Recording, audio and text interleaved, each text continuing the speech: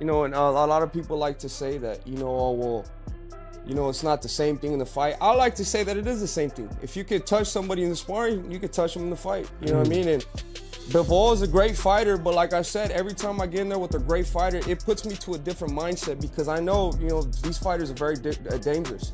So when I was sparring with Bivol, I sparred him a lot, and you can go ask him, whoever his people are. I'm not no liar. I heard him the last time we sparred.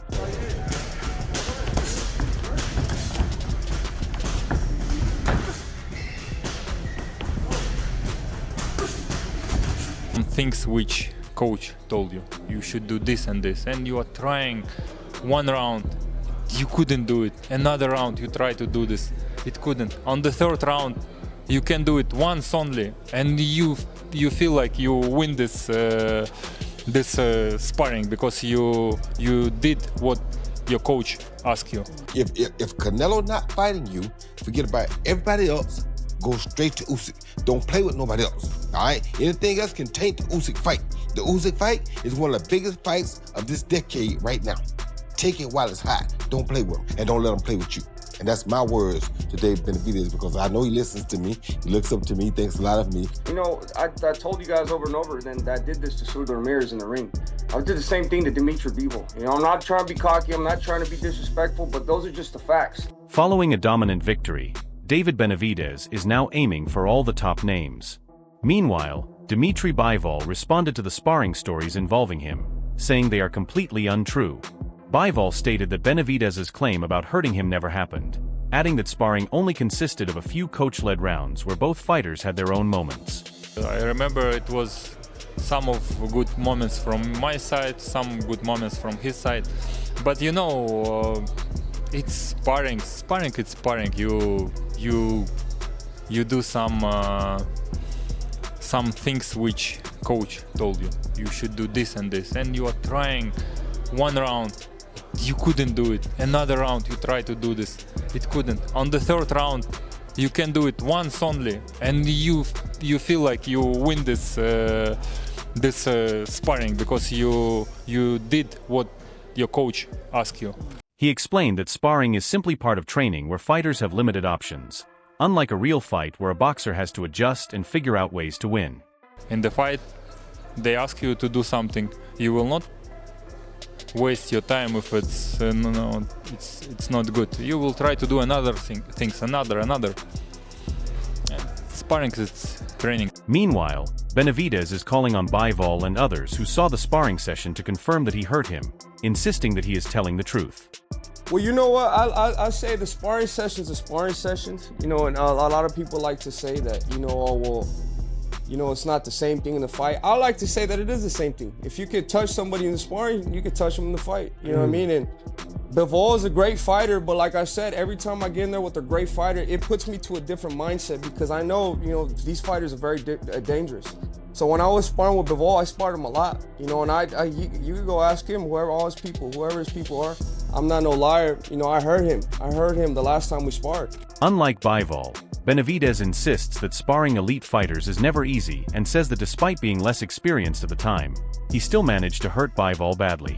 Also, too, with these top fighters, when you're a top fighter, there's no easy sparring because it's like how you said, you're trying to show how good you are, they're trying to show how good they are. At the time when I sparred Bivol, he was already a great fighter, So, and I was still young, 22 years old. I was trying to make a name for myself. I had become champion already, but he had way more experience than me. But I did what I did with him with the experience I had. And like I said, now I'm smarter, faster. I know how to work more, and I've become an all-around better fighter. At the same time, after stopping Zurdo, Benavidez confirmed in an interview with Sean Porter and Sean Zittel that his next fight will be against Bivol. No, yeah, for sure. So we're already in talks with that.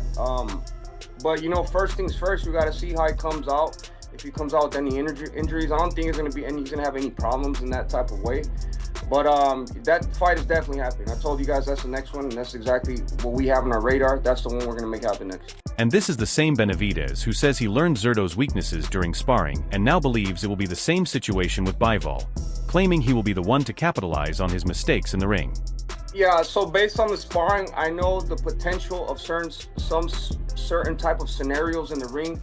You know, for a fight to change, a fight to end, it only needs 1 second or one good combination. So I know that I told you guys over and over then that I did this to Sudo Ramirez in the ring. I did the same thing to Dmitry Bivol. You know, I'm not trying to be cocky, I'm not trying to be disrespectful, but those are just the facts. You know what I mean? So I'm coming into this 100% confidence already. I'm not riding on my high horse. I'm not letting the confidence just lead me because I still put in the work. So I put in so much work. That's why I work so hard. With that, Benavidez delivers a serious warning to Bivol, saying that if the fight happens, he will beat him even worse than he beat Zurdo. He says that in his heart, he already sees himself as the pound-for-pound #1 fighter, but still believes he needs to defeat Bivol to truly secure his legacy.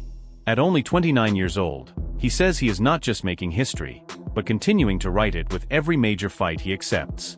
I'm not a dirty fighter. I don't use dirty tactics.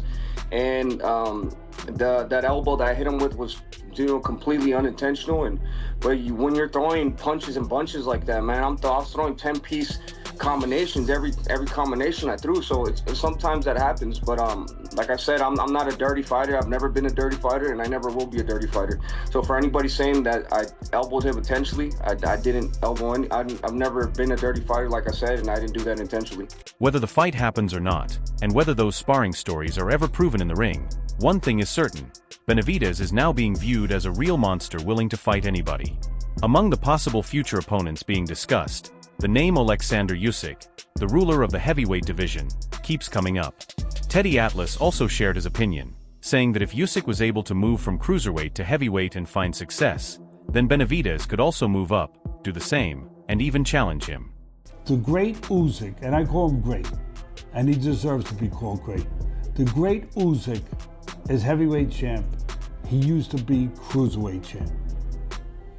If he could move up and do it, you're going to tell me Benavidez can't do it? I know that you can make the argument, and I get it, that Usyk started at cruiserweight and went up to heavyweight. That Benavidez started at a lower weight, light heavyweight, and moved up and now got to make another move. All right. Benavidez may have his focus on Bivol, but boxing legend Roy Jones Jr. is encouraging him to stop waiting on other fights and go directly after Usyk. He describes the matchup as a fight that has real momentum and major potential right now, warning that if Benavidez waits too long, the chance could disappear. Jones believes the biggest fight available for him is against Usyk and says he should put Bivol and any other options aside to chase that fight immediately, especially since Canelo has never seemed truly interested in fighting him. If Canelo not fighting you, forget about everybody else. Go straight to Usyk. Don't play with nobody else. All right? Anything else can taint the Usyk fight. The Usyk fight is one of the biggest fights of this decade right now. Take it while it's hot. Don't play with him, and don't let him play with you. And that's my words to David Benavidez, because I know he listens to me. He looks up to me, thinks a lot of me. I'm going to tell him it's okay to say, no, Patai, you haven't proven yourself right now. I want somebody who's proven like I am. I want Usyk. That's what he should do, without a question. At this stage, Roy Jones Jr. and Andre Ward are engaged in a heated debate. Jones argues that Opataya has not yet proven himself. Ward responds by pointing out that Jai is already dominating the cruiserweight division, even if there are limited top names there. Jones questions Jai's resume compared to Benavidez, but Ward disagrees and says he has already proven his level. In Ward's view, Jones pushing Benavidez toward Usyk is more about name value, since Usyk has greater fame than Jai. Listen, Opataya has proven himself, but he's not the name. He's not the name as an Usyk, not as big money. So who's he beat? We gonna do that Who's he really another day. He's been at the weight class, at that cruiserweight weight class. You know, it's not a lot of big names. It's not a lot of big names at that cruiserweight weight class. Am I making that up? Has it historically been big names at the cruiserweight weight class? No, that's why I skipped it. Right. So I'm just saying, I can't say that a man that's won the title, defended his title, as long as he had, I can't say that he hasn't proven himself. I'm not gonna say that. But the namesake is different. Yeah, I understand. Yeah, okay. But one thing Andre Ward does agree on is that Benavidez has made his name well known in the boxing world, which is exactly the point Roy Jones Jr. keeps raising. He believes proving yourself is not just about facing top fighters, but also about being recognized on a global scale like Benavidez already is. Ward adds that for Opataya, it is more about building wider recognition by taking on more opponents and raising his profile. He also accepts that a fight between Benavidez and Usyk is the right kind of power move, and if Benavidez chooses it, he would fully support it happening.